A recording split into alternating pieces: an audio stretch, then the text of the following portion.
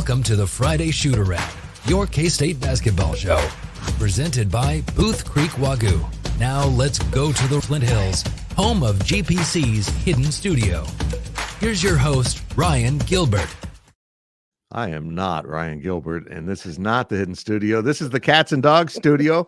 Tim Fitzgerald filling in today, this week, and, of course, Clint Stewart. We can do this show without Gills, Clint. But if you're gone, we just cancel the thing.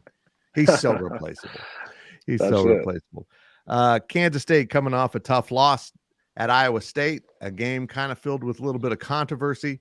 I got some questions about that. I've got some questions for Clint coming up about where this team sits as they go to play fourth-ranked Houston on Saturday in a tough game. But first, I want to remind you that we are sponsored by Booth Creek Wagyu, our good friends here in Manhattan. They also have a location in Overland Park, but we love the Wagyu, as Brian Gilbert might say.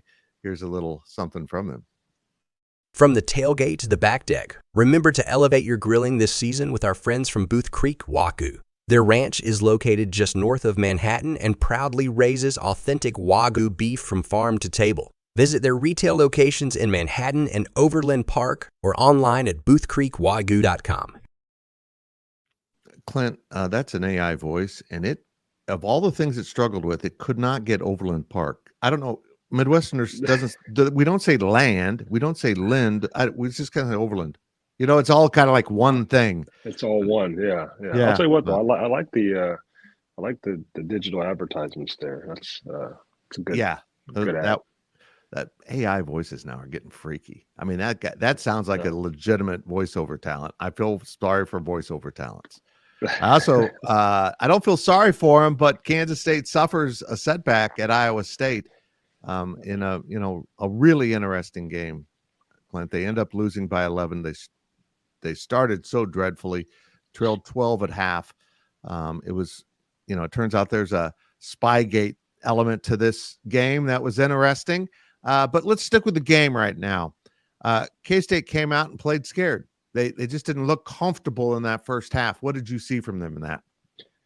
Yeah, I mean, I thought, defensively, I don't think it was our best showing in the first half. I think there's a lot of easy opportunities for Iowa State, which, allowed them to shoot almost 50% in the first half, but, it started off from the very, beginning of the game. Obviously, Cam Carter picking up 2 fouls set us back, just from an offensive standpoint and leader standpoint, and so, got behind early and then had to fight back, obviously came out the second half and I thought we were locked in a lot more on the defensive effort, and obviously we made some shots to get us back in the game. And then unfortunately, there down the stretch, there are a few plays that, I know we wish we had back, whether it's foul calls or even just offensively that we wish we had back and could go and redo. So, but I loved how we responded. I think when we came out the second half, we responded to not playing well the first half, and then that's the effort and the energy that we need going forward. No, as a coach, I'm sure you've never trailed at halftime. What do you tell your team when they've played that way? They're on the road. They're down double digits at halftime. What's a coach's message? Well, I think you evaluate kind of how that first half went. And, we didn't shoot the ball well in the first half was one of the things. Obviously, some turnovers early. And you played, a lot of the first half without our leading scorer. And so you're actually encouraged you're only down 10 or 11, at Iowa State, which you already know is a very hard place to play and hard place to win, And so, I think when you go on that second half, you're encouraged by, hey, we're still right here, but we got to clean up some things and we got to come out a little bit better and jump on them from the very beginning, because those first 4 minutes are really important on whether the game could stretch to, 15, 16, 17, or whether you can get back in it within that first 4 minutes. And so that's the message. And like I said, I'm pretty sure it's what Tang preached to him, and it obviously worked. I thought they were in for the blowout when Iowa State came out and scored the first 2 points, got it by 14, and thought, oh boy, it's just going to continue. But K-State did start scrapping back. Did you see any adjustments they made, or did they just start playing better? Yeah, I think just start playing better, start defending, and you got to get stops. When you get stops, that allows allows us to get out one in transition, get some easy baskets, play a little bit faster. When you're playing a team against Iowa State, that's really good defensively, you don't want to go against a set defense every single time down. And so the ability to get out in transition a little bit, obviously make some shots, and just feel the energy. We brought a lot of energy there in the second half, and I thought that was a little bit of the difference. And settling in, like I said, it's a tough place to play. You got to settle in. They're more comfortable playing at home, and I thought once we settled in that second half, our guys started to play more to their ability. Yeah, it was quite an environment. 14,000 corn-fed screaming maniacs. It's an incredible environment at Hilton. It really is, and it did seem to affect K-State. Is there anything a coach can do to insulate his team in any way from that kind of hostile environment? It's it's tough, and you could try to simulate it in practice. You can turn on noise and things of that nature, and you can talk to them about it. But until you're in that moment, you really don't know what it is, And so, there's not a lot you can do. You just kind of have to learn on the fly, especially for a player that maybe has never been in that type of environment. Now once they have some experience, they understand, okay, this is what it's going to be like, and a little bit more prepared. But like I said, it's hard to simulate that until you're actually in it, and the guys have to work through that. And then they say, okay, this is what coach was talking about. All right, now let's settle in and figure out what we got to do to go win the basketball game. When Ryan Gilbert's typing up a story or something, I scream at him to try to get him used to the element so he can environment. Look, let's just cut to it. The turnovers for this team are a major problem, and I think K-State turned the ball over on their first 3 possessions at Iowa State. They had 17 again for the third straight game, coming off an 18 before that. So I can even do that math. They're averaging 17.25 turnovers over the last 4. That is not sustainable. And how this team is 2-2 doing that in the Big 12 actually kind of impresses me. But if they don't clean up the turnovers, particularly Saturday, we'll get into that in the second half, but if they don't clean up these turnovers, this is going to unravel the team. I really believe that. Yeah, I think turnovers are really key, and then as well as rebounding. I think we've given up quite a few offensive rebounds in the last 2 games. I think 10 against Oklahoma State and 13 against Iowa State. And so, those turnovers are giving one, we're losing a possession that we could obviously get a shot up, right? And you're putting the opponent in a potentially transition opportunity, and then you couple that with giving them a second chance opportunity on the other end too, and whether that's to get fouled or score the basketball, it makes the game really tough. So we have to clean it up. We need more shots at the rim. And obviously with our guards, with Kaluma, I think he's starting to attack a little bit more, which is really good. Cam Carter's been obviously playing well throughout the entire year, and Tyler's ability to shoot from a high percentage from the free throw line. We have to attack, get fouled, try to get to the free throw line a little bit, and obviously cut down on those turnovers will help that. And as you mentioned, going against Houston here on Saturday, they feed on turnovers. And so, and it's a hard place. You're going into Houston, they feed on turnovers. They're the number 1 scoring defense and all of NCAA basketball. And so we're going to have to value the ball. Clint, this is kind of a weird question. Now you're a high school coach, not an AAU coach, but it strikes me that some of these dudes just can't handle the ball the way I would expect guards to be able to handle it. Is this a function of AAU? Is this a function of just not enough structure where, today we're going to work on skills and you may not be happy, but we're going to do that. It seems like just some basic skills are missing all across a college game. I'm not picking on anyone from Kansas State. The Marquise Noels that can really handle it just seem few and far between, and that didn't used to be the case.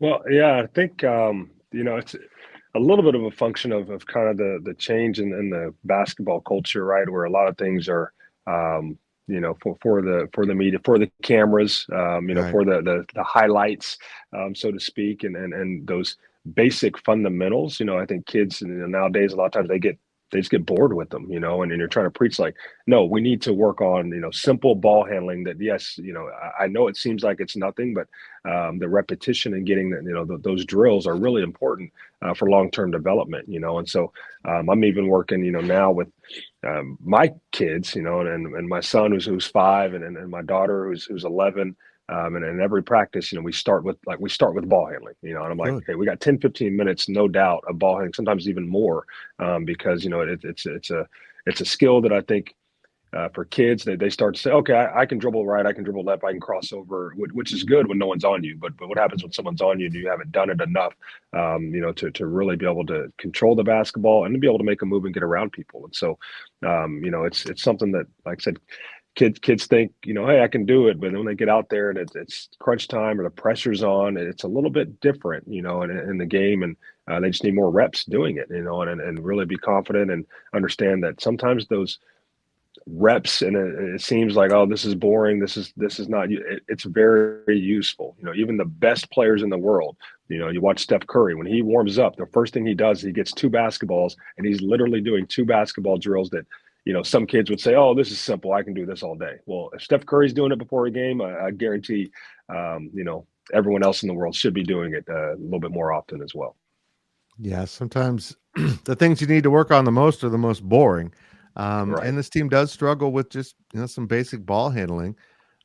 Again, a function of not having a veteran point guard out there, and just having a couple off guards try to handle the ball. And it's easy to focus on Tyler Perry because he's designated the point guard, but Cam Carter has got to cut down on these turnovers, and then he gets into the silly fouls on the Wednesday night at Iowa State. Look, you're too valuable. How hard is it to communicate that to some kids? You're too valuable to do silly things that put you on the bench. Oh yeah, and his first foul that he had, he's contesting a lob dunk. Okay, I get it. That's great. You're in transition. Go contest a lob dunk. I get. Okay, that's good. The second one he had, I think Gilbert kind of got up underneath him and maybe kind of reached when he got the ball, and then Cam Carter said, okay, let me get him off me, and then literally, easy. It's an easy call for a ref on the push off. And those are the ones you can't have.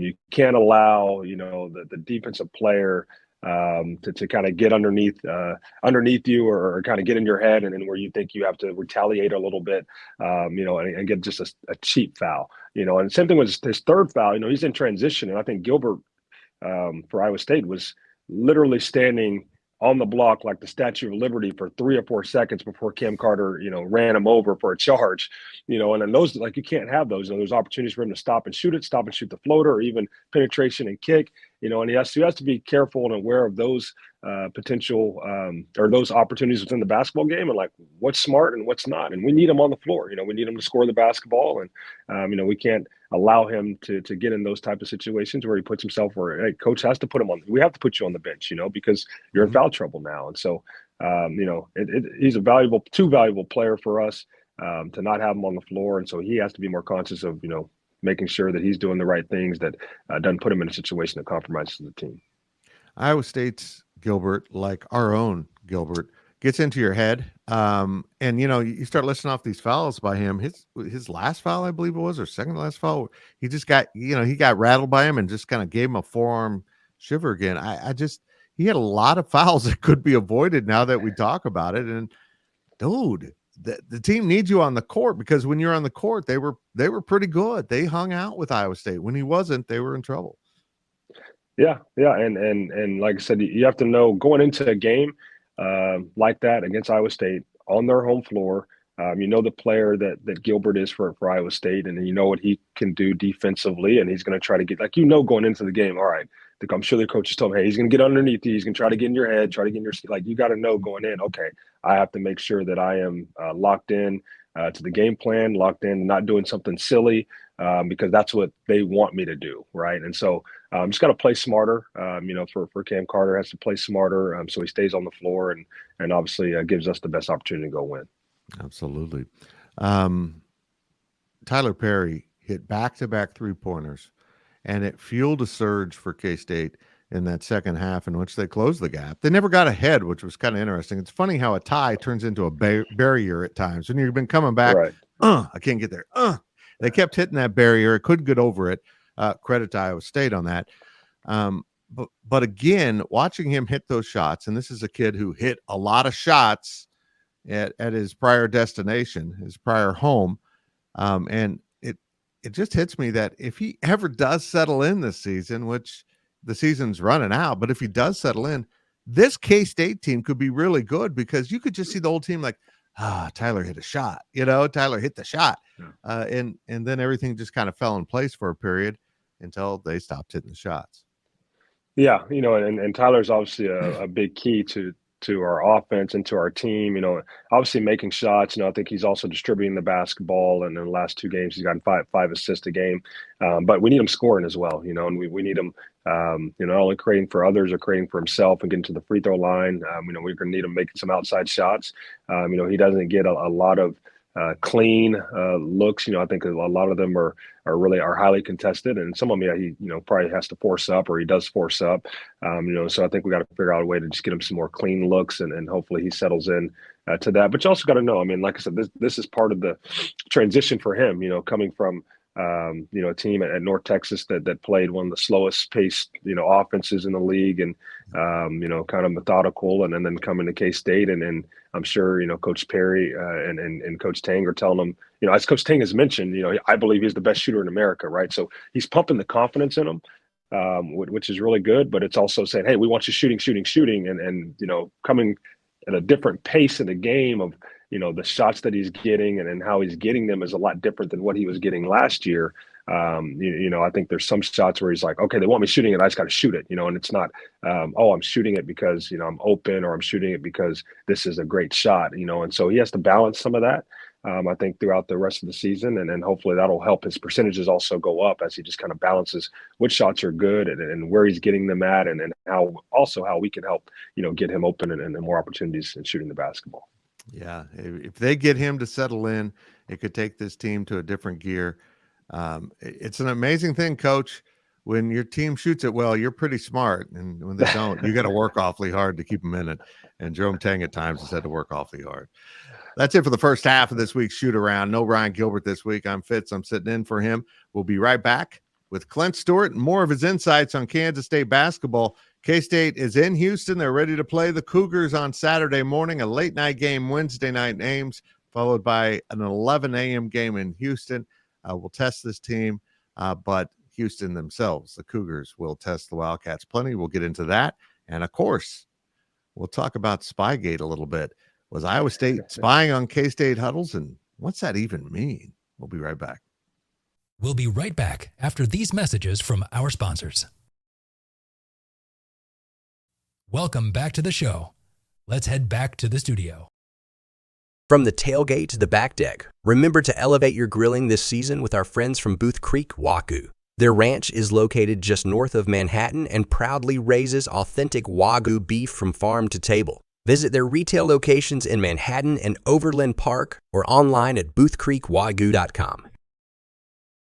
We're back on the shoot around, and Clint, look, let's get into Spygate first.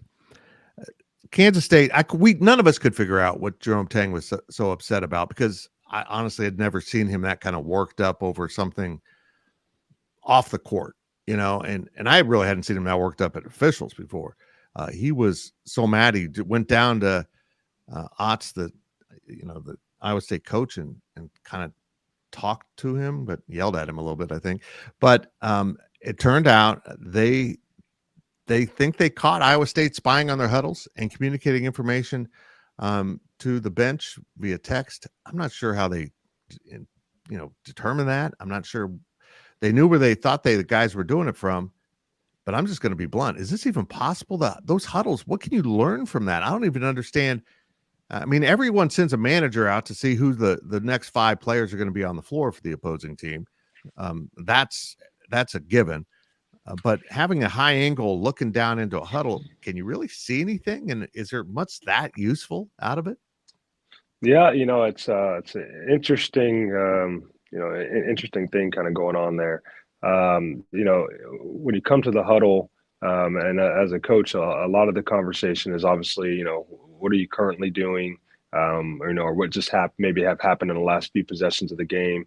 And what do you have to do better as they leave that huddle? Now, if there's any plays that are drawn up because you're trying to get an easy basket, then obviously that's really important. And but for someone to be able to spy that and be able to communicate that and then communicate out to the floor, I mean, there's not enough time to do that, right? I mean, it's so I don't know, if there's much that can come from it, but obviously. It's something that, at the NCAA level, really at any level, right? I mean, you shouldn't have anyone spying on huddles or something of that nature. I think the more concerning thing to me would be, obviously if there was someone in practice, right? Spying on a practice or something like that, where we're talking about game strategy and how you're going to guard certain guys, because then that can be communicated before the game and obviously give an advantage to the other team. So, I think for Tang, he was obviously upset because, you shouldn't be, there's no one that should be spying on a huddle or trying to communicate any information at any level. And so I think that's probably where he was upset, but I don't know if it really gave Iowa State any advantage or anything. I agree with you. I've heard of it happening with, shoot arounds, and nobody's spying on this show, but the actual shoot arounds, I've heard it happening, because every arena has security cameras. So they're already wired up for security. And I guess some coaches probably can't resist the temptation of peeking at those to see what sets they're working on. I think Kansas State's stance is, we saw it. We told Iowa State about it. We expect them to address it. I'm sure they've communicated to the Big 12. This is what we think we saw, But Jerome Tang, to his credit, after the game, didn't want to discuss it. He wanted to credit Iowa State. And now he doesn't really want to discuss it anymore. He wants to move on and focus on Houston. And that's one of the things that's made him successful. No distractions. If the players see your coach worrying about something off the floor like that, it can derail a team, can't it? Oh yeah, definitely can. And that's why he preaches the what's next and want to know. And it's not just a forget about the previous day or the previous game, but it's what's ahead of us and how do we prepare for what's ahead of us so we can go out and play to the best of our ability and obviously give ourselves the best chance to win the basketball game. And so he addresses things right there in the moment, and then after he addresses them, he's all right. Now what's next? And when you have a coach that obviously has that kind of mentality as a player, and it really helps you flip that switch and say, all right, this happened to us. That's cool. Now what's next? We got to go respond to and for the next game and be ready to go out and try to go win the next opportunity that's out there. So I know the players enjoy having that kind of mindset, and it's great to have a leader that has that. Kansas State left Ames. They actually spent the night Ames, Des Moines. I'm not sure where they were staying, and then flew directly down to Houston on Thursday as they're just out on the road on a road trip. And now they get an 11 a.m. game in an arena in which they've never played, against a team that is really damn good. I don't know how else to put it. And you alluded to this earlier. I look at Houston's style, and you played for him. It kind of reminds me a little bit of Hugs. I mean, they really want to defend you. They want to cut down on possessions. But this is a lot of Frank Martin too. Put the ball up on the rim and let's go get a rebound. I mean, maybe there's almost a lesson for K-State to stop running half-court offense and try to go get rebounds because you're turning the damn ball over. K-State's two weaknesses are turning the ball over and closing out possessions with rebounds. What does Houston do best, Clint Stewart? They turn you over and get offensive rebounds and score. Brother, this is a miserable matchup. Yeah, it's going to be a tough one, especially on the road, where Houston's 11-0 at home. They play well anywhere, but obviously they play even better at home. And the number one scoring defense, giving up only about 52 points per game, and it's not even close. I mean, the next team is St. Mary's at I think 57, and so that's a 5-point margin differential there. They're currently number one in scoring differential, outscoring their opponents by 22 points per game. So it's going to be a really tough matchup for us. Like I said, we're going to have to take care of the basketball. Possessions are going to be so critical. We're going to have to make some shots from the outside. It's a game where Houston does a really good job contesting outside shots. I think their opponents are only shooting 28%. So from three, we're going to have to make more than 28%. We're going to have to make some shots and get those to fall. And then we're going to have to defend on the other end. And I think they will, the way they play will allow us to have the opportunity to defend. But we're going to have to be locked in and keeping LJ Cryer. I mean, Tang knows all about him. Got to keep him under control, and their other guards as well. So it's a tough matchup, but it's also one I think for Kansas State. This will kind of show us where we're at. I mean, this is right here. Houston's, they've been kind of cream of the crop the last few years. Obviously, Kelvin Sampson's been doing a really good job there, and they've, been to Final Fours and Elite Eights and things. So it'll show us where we're at this point in the season. How important is Houston's presence in this conference and its overall maybe value, but also adding another element into, an ecosystem in which Kansas has been the biggest, baddest predator out there, and now all of a sudden, you just dropped a T-Rex into the area, or a giant cougar. And I think it's really good for Big 12 basketball, and I think it just raises the stakes even more. Yeah, it does. You must watch Jurassic Park or something with the T-Rex reference. I have no idea where that came from. But I think you're right. I mean, it drops just another, top 5, top 3 team in the nation. I mean, it's obviously a great team, and then the way Coach Sampson coaches them and then has them playing. I mean, they play so hard. Every single possession matters. And so it drops just a dynamic team and into the mix, into the Big 12 in a league that, I believe, has been, the best basketball league and over the last, several years. And so it's going to be a tough matchup, night in, night out. But it makes it fun. I mean, this is why you play the game. You want to play the best teams, and you want to have the opportunity to try to prove yourself against those best teams. And it's very competitive, and that's why you play the game. So it should be fun. Is this conference too competitive? I mean, you're just beating the snot out of each other night in and night out. And this stretch Kansas State's on, 6 out of 7 opponents are going to be ranked. The one that isn't ranked, you got to go to Stillwater, which you've been there. It's not fun. It's, even when they're struggling, it can be a tough place to play. But, and next year you add Arizona. I mean, come on, man. What's going on here? It's, as a coach, look, every coach tries to focus on the game in front of them. And, Tang's pretty good at that. But how do you not at some point just feel it all kind of coming down around you that, hey, by the way, we got to play at Houston after what we went through at Iowa State, and then we got to come and play Oklahoma. Dude, it's crazy. Yeah. There's no easy nights, and so even as a coach, there's not like, we can take tonight off. It's gonna, we can show up and we're gonna win. I mean, there's no show up and win. You have to go get every single game. I think what you'll see, from Big 12 standpoint is, it'll probably be important, non-conference wise, as the years continue to go, that you schedule some of those easy games, just your team can kind of figure out, all right, what is it that we do well? What do we need to work on? Let's work on it during this game, because once you get in the conference, it's just, you have to be locked in to execution every single night, and there's no time to, all right, let's figure out, what we need to work on. No, we need to be doing it well if we're having a chance to win. And so it's back to back to back to back. There's nothing easy. Like I said, even going to Stillwater, it's not an easy place to play or an easy win. And obviously they came up to Manhattan and gave us a run for our money. So, we have to be locked in that game as well. So, but from a player standpoint, like I said, you want to play the best, you want to beat the best. And then from a recruiting standpoint, it's great because now you can go out and get kids and you can let them know, hey, every night we're on ESPN, we're on ESPN Plus, we're on ABC, we're playing against top competition every single night.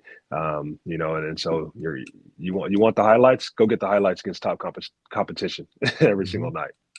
Well, this is a huge opportunity for K-State. It's not just the 4th-ranked team on their home court. This baby's on ESPN. John Schaumby's got the call. I mean, this is the game they're kind of highlighting on Saturday. And as much as I don't like the matchup for K-State, it is a big opportunity. But let's get back to that troubling, closing out possessions with rebounds. You've got Will McNair, David Gasson, and Arthur Kaluma as your front line. And plus Perry and Carter are good rebounding guards. I can't figure out why this team's having problems with this, why this has been exposed a few times. I mean, as a coach, what do you tell your team? Is this all effort, or I know there's fundamentals of blocking out and stuff, but go get the damn ball, man. Let's close out this possession. Yeah, it's important, and you look at our last game, Dorian Yep, he's a good led us in rebounder. reboundings with 6, and which is great. We need him and his athleticism to get in and get rebounds, but we need more from Gasson and obviously Kaluma and McNair and our bigger guys of blocking out and rebounding or clearing it out so the guards can go in and get it. One or the two. We have to finish possessions. We can't get out rebounded. Can't give up 13 offensive rebounds because offensive rebounds really can deflate a team. You can play great defense, and I think Tang even mentioned this. As far as playing, great first shot defense, and giving all of your effort, but then you don't get a block out and they get an offensive rebound. And whether it might be an offensive rebound putback, obviously their scoring opportunity, or an offensive rebound, and now you got to play another defense for 15, 20 seconds. I mean, it's tough, and so got to close out possessions. We have to block out and rebound. I think, there's no doubt that, Coach Tang and staff and the team, they're working on it. Just got to execute it better in game. I think early on in the year, we were doing a lot better job of that and getting some offense rebounds ourselves. And so we just got to translate that now to the Big 12. It's going to be interesting. I'm a guy that tries to search for a positive. And when you've got some glaring weaknesses and you're going up a team like this, maybe this will straighten it out when you have to pay so much attention to the turnovers and the giving up offensive rebounds in a game. Maybe this will. Clint, how is this team 4-2 in the conference with some of these stats we're talking about? They have visible warts. They don't have a true point guard. They're not shooting the ball as well you think they would. Is it just that their defense has been that good? Yeah, I think defensively, we've been playing really well. And then we've had some guys step up in some key moments, and we talk about down the stretch, the last 5 minutes of the games. We've had some key guys step up in multiple, different games. And so that's been really important for us.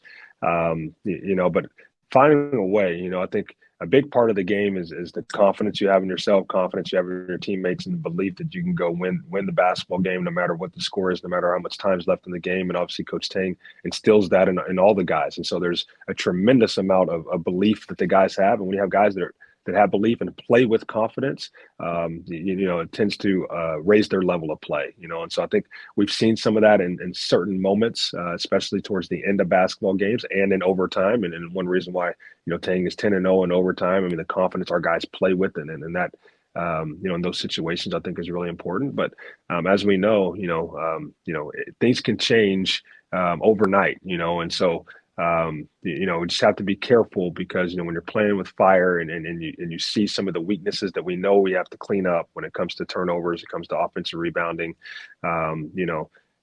you have to get them cleaned up or it could quickly change. And all of a sudden we could be, talking in 2 weeks about, well, how do we lose, the last 3 or 4 games. Right. And so hopefully we can get those things cleaned up and continue to push forward. And like I said, it's a big stretch, a lot of games that are going to be really tough, and it's a big stretch for us to do some good things. He's a former Kansas State point guard. He's Clint Stewart, and he's one of our basketball analysts here at Go Power Cat. And he actually likes Ryan Gilbert. Nobody can explain it because nobody else likes him, but maybe because Clint really hasn't been around him that much. Clint, I appreciate it. Thanks for letting me fill in, man. This was fun because I always like an opportunity to bust on Gilbert. Yeah, I love it. I appreciate you always having me. That's it for this week's Shoot Around. Gilbert will be back next week, in theory. I'll be filling in also today on the Big 12 Insiders. Brian Hanley's out of pocket. I'm the fill-in guy. But this was a lot of fun. We will talk to you next week. This has been a GoPowerCat.com and Spirit Street production. Please support this show by subscribing to this YouTube channel or follow us on your favorite podcast platform.